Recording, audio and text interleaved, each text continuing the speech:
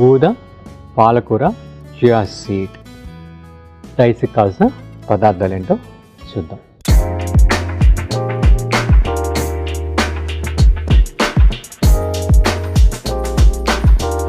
ఊద పాలకూర chia seeds రైస్కి కావాల్సిన పదార్థాలు: వండిన ఊదలు 1 కప్పు, పాలకూర 2 కప్పులు, వెల్లుల్లి తరుగు 1 చెంచా, ఉల్లి తరుగు 1/2 కప్పు, కరివేపాకు కొంచెం, పల్లీలు పిడికెడు, చియా గింజలు 2 చెంచాలు, పచ్చిమిర్చి ముక్కలు 6, జీలకర్ర 1/2 చెంచా, కొబ్బరి నూనె 2 చెంచాలు, ఉప్పు రుచికి సరిపడినంత, నిమ్మరసం 1 చెంచా.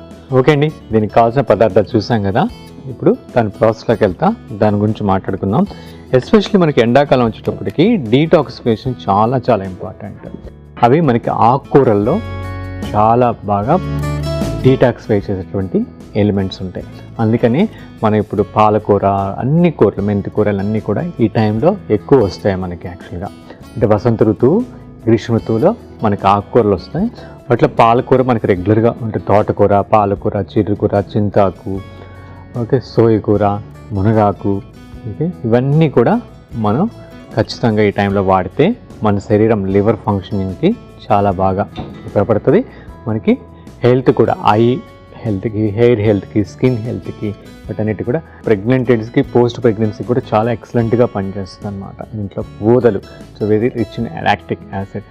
ఊదల్ని మనం 4 అవర్స్ నానబెట్టి దానికి 1:2 వాటర్ పోసుకొని 1 స్పూన్ ఆయిల్ కలిపి మనం డబుల్ బాయిల్ చేసినట్టయితే ఈ విధంగా పొడి పొడిగా వస్తుంది. ఈ ఊదలు కూడా మనకి గ్యాస్ట్రైటిస్, అంటే ఇంటెస్టైనల్ ఇష్యూస్ అన్నిటికి కూడా చాలా మంచిది. అది కాకుండా మన కొలన్ సిస్టాన్ని, మన డైజెస్టివ్ సిస్టాన్ని చాలా ప్రాపర్గా హైడ్రేట్ చేస్తుంది ఊదలు. దీని ఇంగ్లీష్లో బార్నియార్డ్ మిల్లెట్ అంటారు.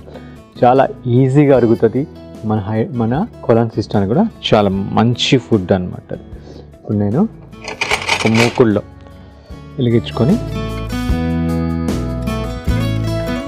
ఆయిల్ చూసుకున్నాను. కోకోనట్ ఆయిల్ కానీ కుసుమ నూనె కానీ ఈ టైంలో వాడటం చాలా చాలా మంచిది. యాక్చువల్గా జీలకర్ర అనేది ఈ టైంలో ఎందుకు వాడతామంటే ఈ ఎండలకి మనకి బాడీలో ఉన్న టెంపరేచర్స్ని బ్యాలెన్స్ చేయడానికి జీలకర్ర చాలా బాగా ఉపయోగపడుతుంది అనమాట. ఎప్పుడైనా మనం డిహైడ్రేట్ అవుతుంది మనకి అలా అన్నప్పుడు నీళ్ళల్లో కొంచెం సాయంత్రం ఉండడం కానీ సాల్ట్, కొంచెం పామ్ షుగరు, జీలకర్ర పొడి వేసుకొని నిమ్మరసం పిండుకొని తాగేసిన ఇది ఎక్సలెంట్ ఎనర్జీ బూస్టర్ లాగా పనిచేస్తాను. జీలకర్ర వేగిపోయింది. నెక్స్ట్ వెల్లుల్లి,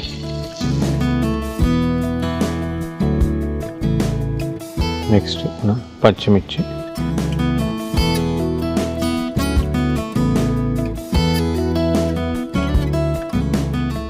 నెక్స్ట్ కరివేపాకు,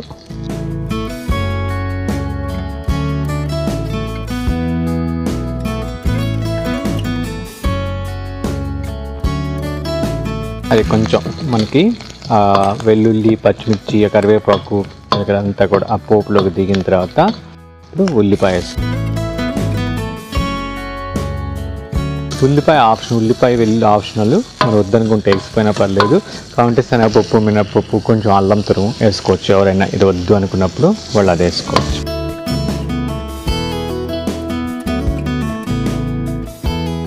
ఇది కొంచెం మగ్గిన తర్వాత నెక్స్ట్ మనం పాలకూరని, శుభ్రం చేసుకున్న పాలకూరని వేసేద్దాం. పాలకూర, కొంచెం కొత్తిమీర, కొంచెం అల్లం ముక్క అవి వేసుకొని మనం జ్యూస్ లాగా తీసుకొని కూడా పొద్దున్నే తాగొచ్చు. ఓకే, ఒక పిడికెడు పాలకూర వేసుకొని అంత కొత్తిమీర వేసుకొని దాంట్లో కొంచెం కావంటి కరివేపాకు కూడా వేసుకోవచ్చు, పుదీనా కూడా వేసుకోవచ్చు. దాన్ని గ్రీన్ జ్యూస్ లాగా చేసుకొని కొంచెం నిమ్మరసం వేసుకొని కొంచెం కావంటే లైట్గా జీలకర్ర పొడి కూడా యాడ్ చేసుకొని రోజు కొంచెం అప్పుడప్పుడు తాగుతున్నా, లేకపోతే రోజు ఈ ఎండాకాలం తాగుతున్నా కూడా మనకి డీటాక్సిఫికేషన్కి చాలా చాలా చాలా మంచిది అన్నమాట.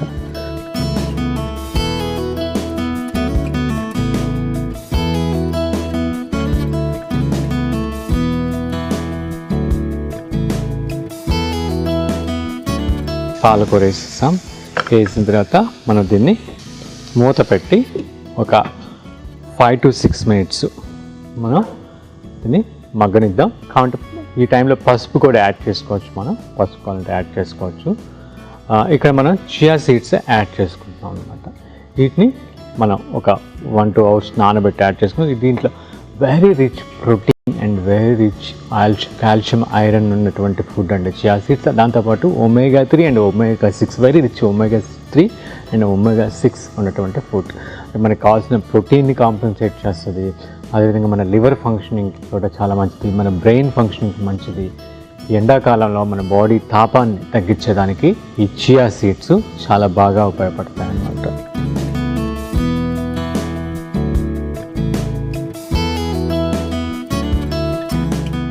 మనకి ఆల్మోస్ట్ ఇది ఉడికిపోవచ్చింది. చియా సీడ్స్ని ఇట్లా రోస్ట్ చేసేసుకోవచ్చు, ఈ విధంగా నానబెట్టేసుకోవచ్చు. నేను నానబెట్టుకున్నాను. ఇది పెట్టి మూత పెట్టి ఒక 4 to 5 minutes మగ్గనిద్దాం. మనకి ఇది మగ్గిపోయింది. ఇలా మనం వండుకున్నటువంటి ఈ ఊద అన్నాన్ని వేసేసి దాంతోపాటు క్రష్ చేసుకున్నటువంటి ఈ యొక్క పల్లీలు, హోల్ పల్లీలు, దీనికి తగినంత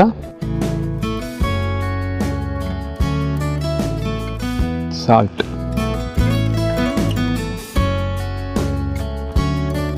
ఉప్పు వేసుకొని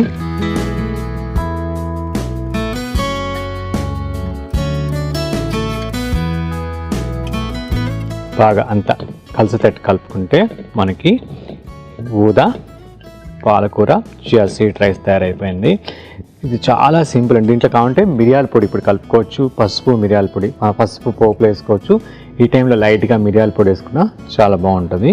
ఓకే, అది మన టేస్ట్ని బట్టి మన కారం అది కొంచెం స్పైసీనెస్ పెరగాలంటే కొంచెం మిరియాల పొడి యాడ్ చేసుకుంటాం. ఇప్పుడు దీన్ని నేను ఒక సర్వింగ్ ప్లేట్లో పెట్టి సర్వ్ చేసుకుంటాను.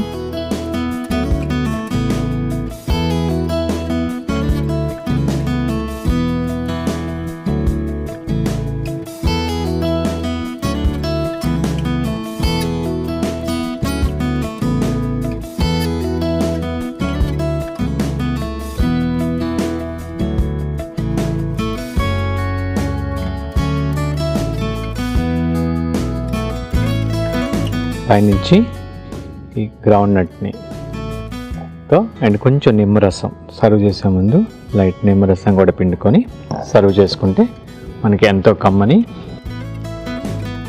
ఊదా పాలక్ చియా సీడ్ రైస్ తయారైపోయింది. దీని రుచి చూసే ముందు దీనికి కావాల్సిన పదార్థాలు తయారు చేసే విధానం మరొకసారి చూసేద్దాం. ఊదా పాలకూర చియా సీడ్స్ రైస్ కావాల్సిన పదార్థాలు: వండిన ఊదలు 1 కప్పు, పాలకూర 2 కప్పులు, వెల్లుల్లి తరుగు 1 చెంచా, ఉల్లి తరుగు 1/2 కప్పు, కరివేపాకు కొంచెం, పల్లీలు పిడికెడు, చియా గింజలు 2 చెంచాలు, పచ్చిమిర్చి ముక్కలు 6, జీలకర్ర 1/2 చెంచా, కొబ్బరి నూనె 2 చెంచాలు, ఉప్పు రుచికి సరిపడినంత, నిమ్మరసం 1 చెంచా.